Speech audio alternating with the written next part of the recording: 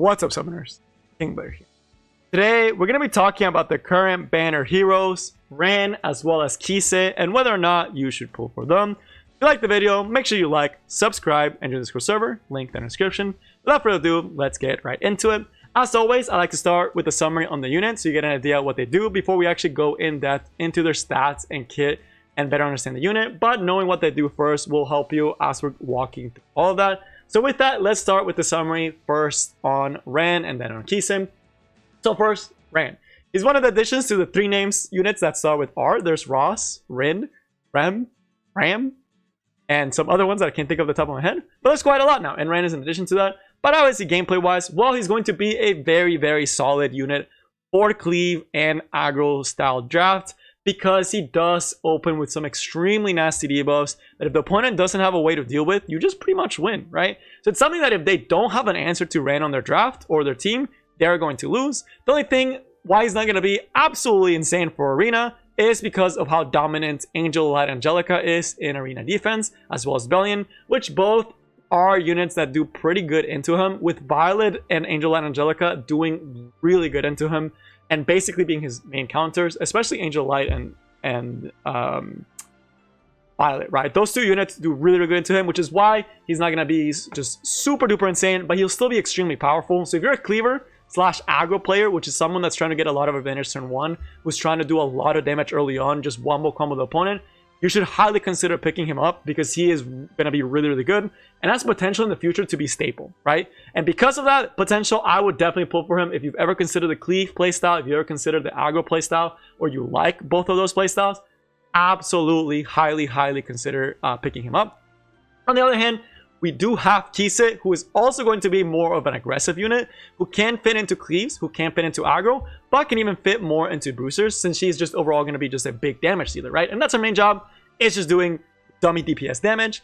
And overall, she's really, really good single target damage dealer, as well as having some AoE to actually back up.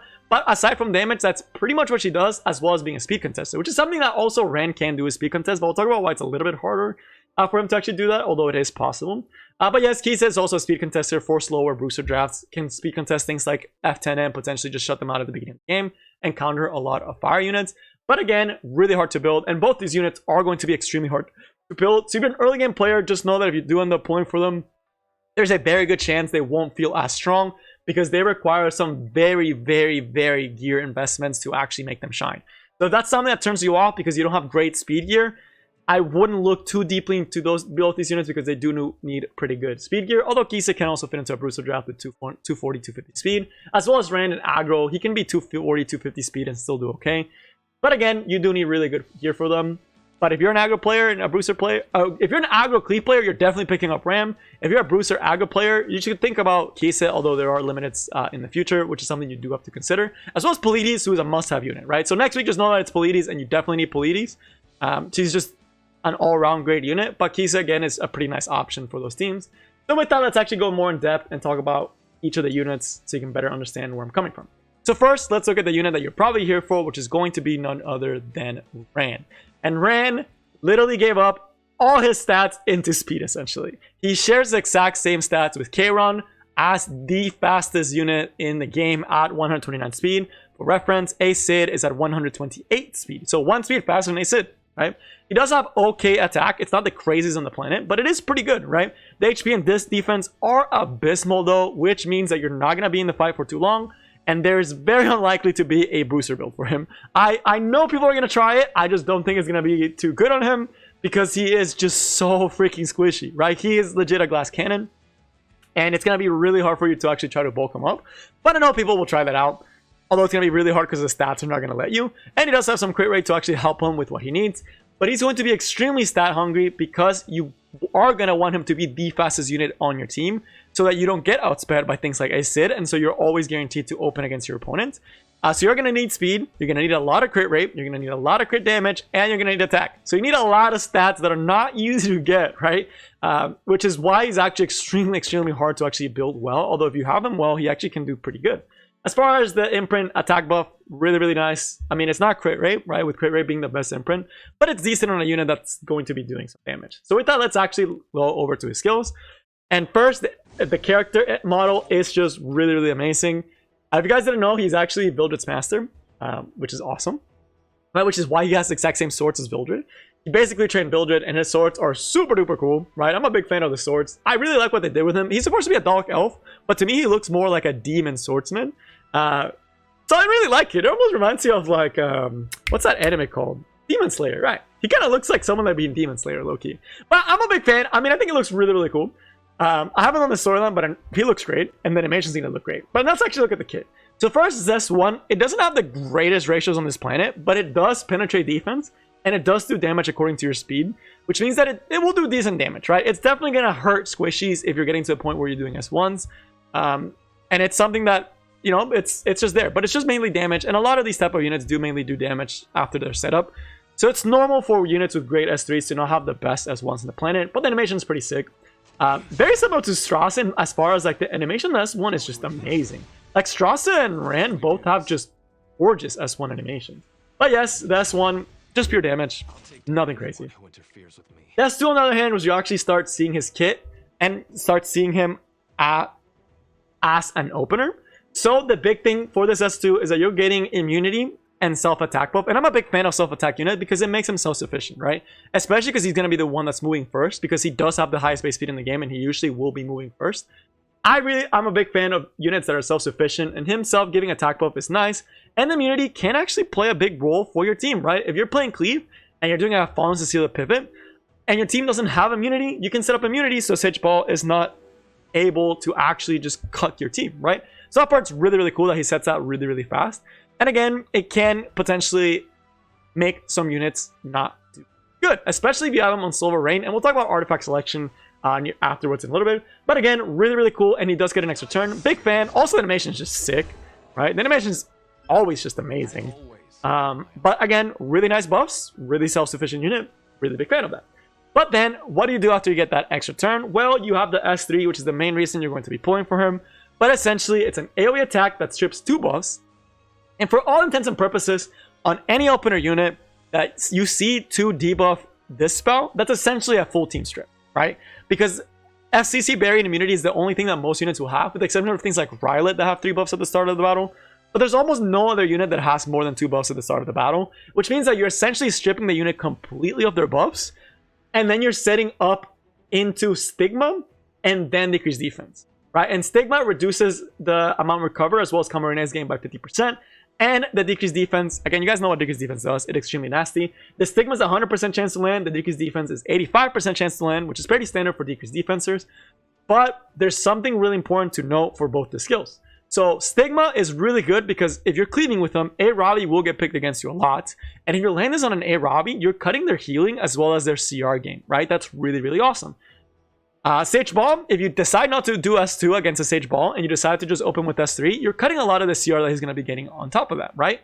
And the big thing is the order that these debos are added. Because it's Stigma first, then decrease defense, a Tywin will not work too well against him because a Tywin will cleanse the Stigma first, then the decrease defense, right? So same thing with Angel Light Angelica. If you're going against an Angel Light Angelica will cleanse the Stigma, not the decreased defense. That's pretty important that they actually set it up that way. And it's going to be a pretty big deal, right? So that's really, really nice. But the debuffs themselves are extremely, extremely critical, with the decreased defense being the biggest one. Because he is the first unit to AoE strip and set up decreased defense, right? Which is just incredibly powerful when you think of Cleave. It's such a good setup unit because you can just have a unit follow up right afterwards and just sweep the team. Think of him doing this skill. No matter who you have, Fallen Cecilia, whatever, you open with this skill, you do your little dance, you just whoosh, sweep him with your Ice Sword, and you have a 260, 250 speed Arbiter Vildred with attack buff, if you give him Silver Rain, coming in against a decreased broken enemy and killing it, right? No Bruiser team surviving that. If you have decreased defense into an RB with attack buff or a Vildred with attack buff, no unit is surviving that. They're just not, right? They're not going to survive that. And Vildred and him are actually really good together, right? Him and Vildred were low-key almost made for each other, which is really ironic because they go well together. But before we actually get to unit combinations and artifacts, let's finish the rest of the skill. The other part of the skill is that he gets skill nullifier. So if there's a unit that can counter, like Violet, Rem, Belian, Aravi, it won't kill him, which means you have a good chance to potentially follow up. if you have a Harnell with an S1, or if you're able to outspeed the opponent the second time through, or if you stun them with Samurai Seria, which we'll talk about in a second for combos, you'll be able to do your S1 and you'll be able to survive up until that turn, right? So really, really cool, right? Really, really incredibly powerful skill. And to put the icing on the cake, if you have 20 souls, you ignore F-West, which means that you are guaranteed to strip 2 buffs and have an 85% chance to decrease defense. That's just setting up into death, right? The team's just dying. No team is going to survive that. No Chloe team, nothing, right? If you set that up and you're able to actually follow up reliably, it's over for the opponent. There is no coming back for that. No team's going to lift that, right? Unless you have RB your own and you come back, right? And you come back and you do your own S3, right? So yes, extremely, extremely, extremely powerful S3.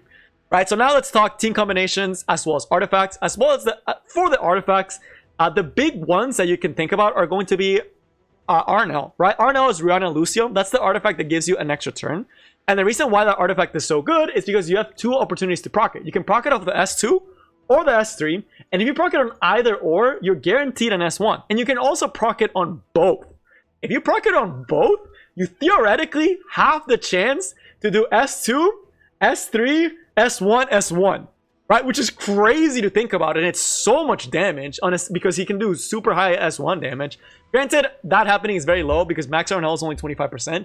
But if you do get that, it's a lot of damage that the opponent has to deal with. So Arnell, really, really cheesy, but really spicy as well.